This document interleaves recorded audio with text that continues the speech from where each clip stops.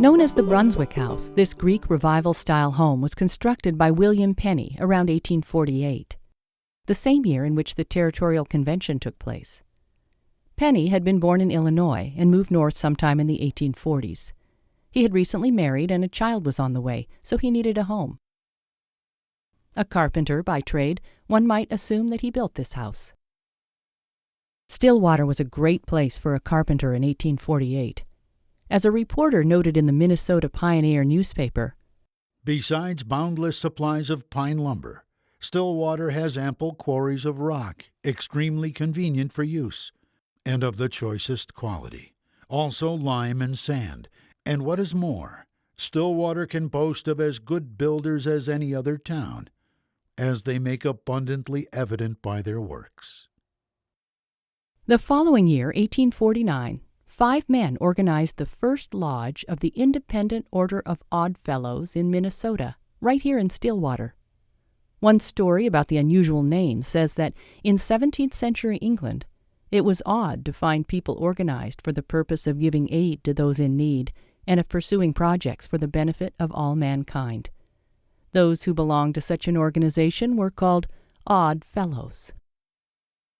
Before the lodge could hold an official meeting, however, they had to wait 8 months until John Potts, the Midwest District Grandsire, could travel up the Mississippi River from Galena, Illinois, to present them with their charter.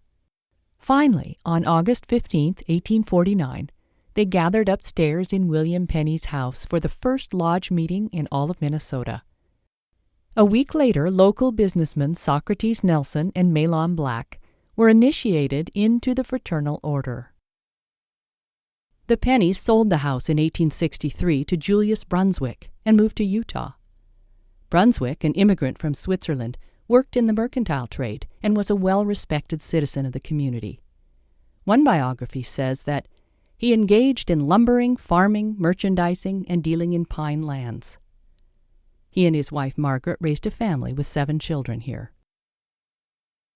Following Julius's death in 1874, his wife took on the added weight of managing the family's financial affairs, only to see her home struck by fire a year after her husband's demise. But Margaret did well, and in 1889 erected a business block on Main Street.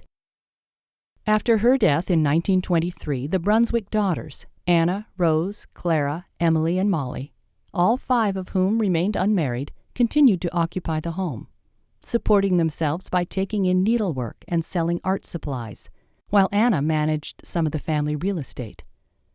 Molly, the last of the Brunswick girls, as they were known, died in 1968. Downtown Stillwater has changed greatly since 1848, but William Penny's home remains as an important reminder of the era when Stillwater was the birthplace of Minnesota.